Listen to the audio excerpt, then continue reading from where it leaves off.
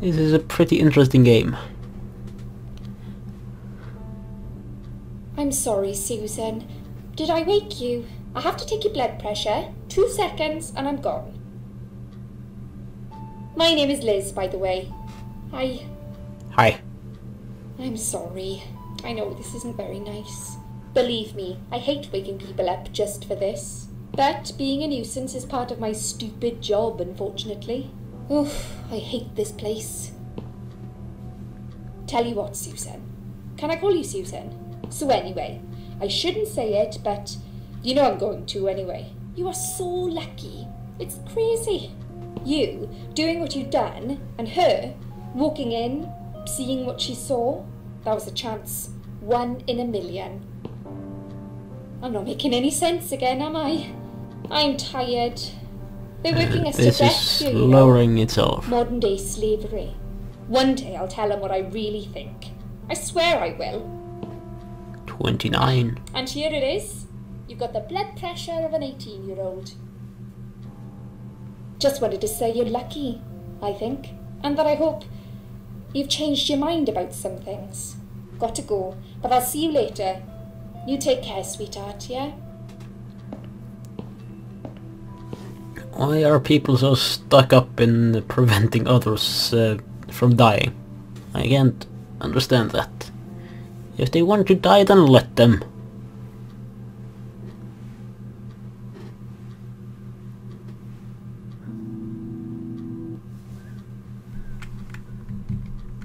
What's happening? I'm controlling that thing, I think. Whoa! Ah! Oh. Okay.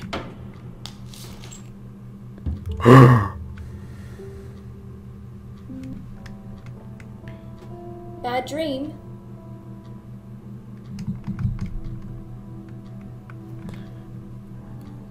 Ignore. So, you don't want to talk about it? Don't worry, I understand. Sometimes it's easier not to talk. To keep it to yourself. Well, you are not good at I not feel talking. like that here sometimes. A lot, actually. As soon as you open your mouth, you realise that nobody listens. They might pretend they do, but you can tell by the eyes. Eyes will always give you away. My nan used to say that. The thing is, I don't care anymore. I'm just playing a game now. She is one of the parasites, I think. Just playing a game. You're a Ignore. quiet type, aren't you? But you're going to have to talk sooner or later. I hope you realise. They will ask you questions, you know. Now, it's not my intention to scare you, but that's what they do. And you know that. They can't let you go if they believe you will try it again. This place is under a suicide watch. If you're not careful, they'll get you a room with padded walls and no view. You really don't want that, trust me. Okay. Look, I'm only trying to help you. I know a way to avoid all this. I could give you a hand. I could help you go home. It's up to you. Ignore. Tell you what, if you don't want to talk, you don't have to. I came here to hide and rest my legs for 2 minutes. Oh, it's 2 in the morning. I'm really tired. Why did you wake me 2 in the morning? And why is it bright outside? Everyone keeps ignoring me. You might as well do the same.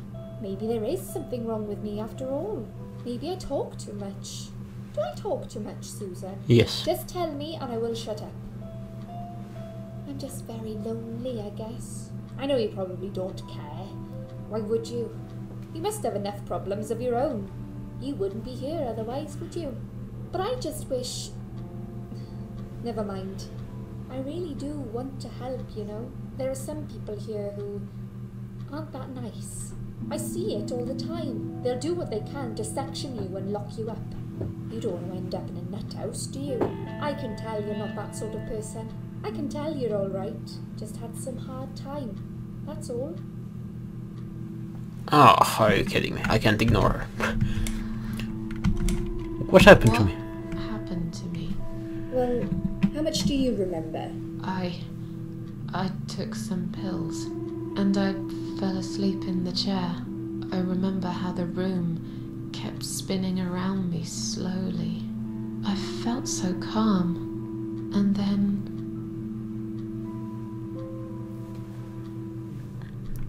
all of a sudden, I was in a field of barley. all of a sudden, I was on the field of barley. It was great at first. I felt happy. I was free. But it soon got worse. There was this tunnel, but there was no light at the end of it, only darkness. Then I got lost in the woods. There was my dead body hanged on the tree, a burning car, and a crow. And a deer. I heard something behind the trees, but I didn't dare to look. Then I found the house. The old woman who lived there. I think she was Death.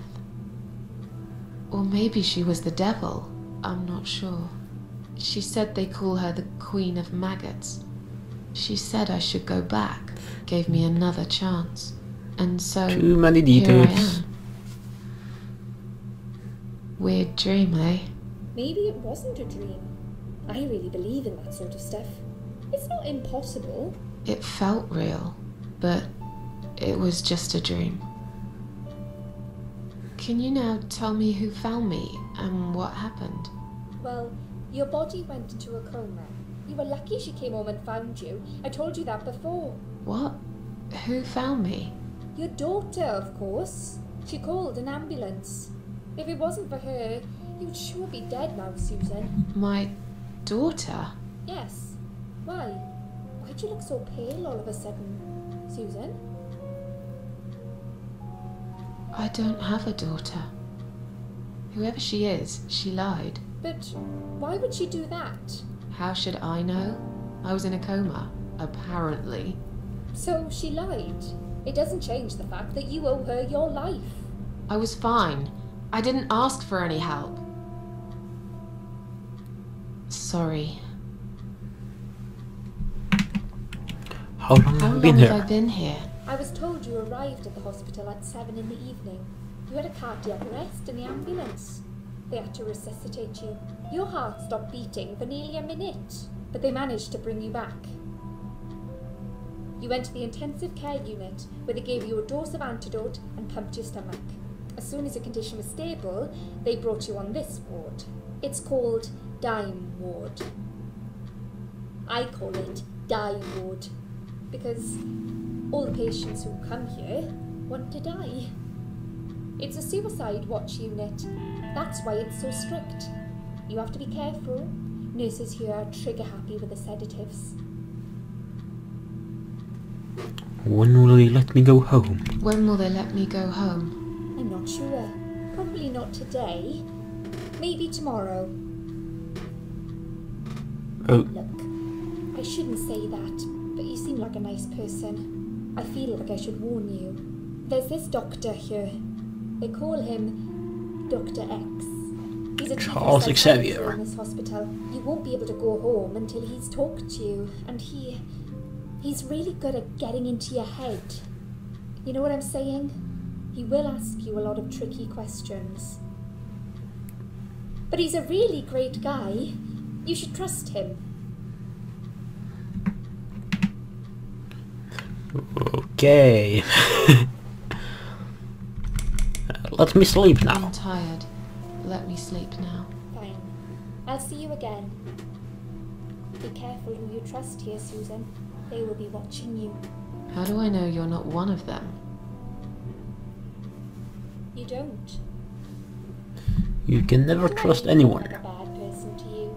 I don't know. Maybe not. You cannot tell that by looking. Remember what I said. Dreams are just dreams. But when they turn into nightmares, it's good to have someone there to pinch your arm and wake you up, right? She is one of the parasites. I need to kill her. We'll start with a little chat about your childhood. I want you to be as honest as possible. It's important if we want to get to the bottom of your problem. Count to 10 and tell me when you're ready, Susan. Ready to talk. This isn't all about whether you're nuts or not, like we said before. It's about finding what has caused how you're feeling now and creating a working solution. In order to achieve that, I need to get to know you better. Can we talk about your childhood first? Your parents. When you're a child, your life revolves around them. What was your father like? Did you have a good relationship with him?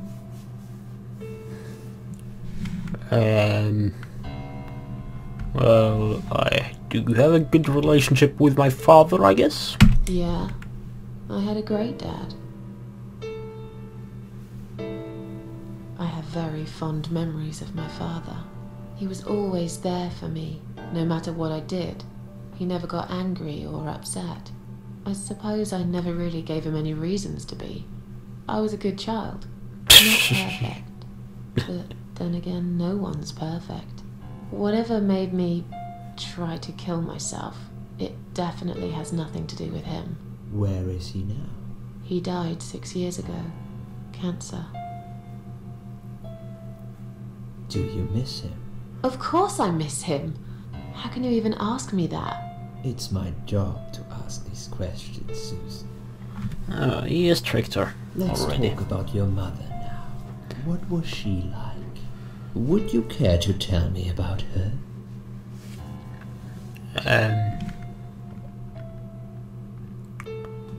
Which one should I choose? I had a wonderful mom. I can't complain. My mum was great. She brought me up well. Me and her, we were like best friends, like soulmates. We did everything together. She passed away 7 years ago. When Dad first got diagnosed with cancer, it was too much for her. He kept pretending he was fine, but she just couldn't take it. Her heart gave up. She died quickly. My father kept fighting it. Another 8 months of illness and intensive chemo finally beat him though. He thought he was unbeatable, but he wasn't. Okay, I'm beginning to get a better picture. That's enough about your parents for now. Let's take 2 minutes and we will talk about something else.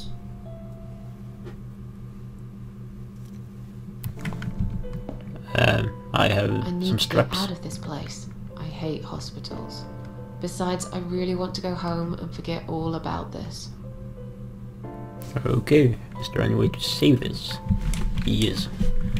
Save. Oh. I guess I have to write something like that, for example. Saved it.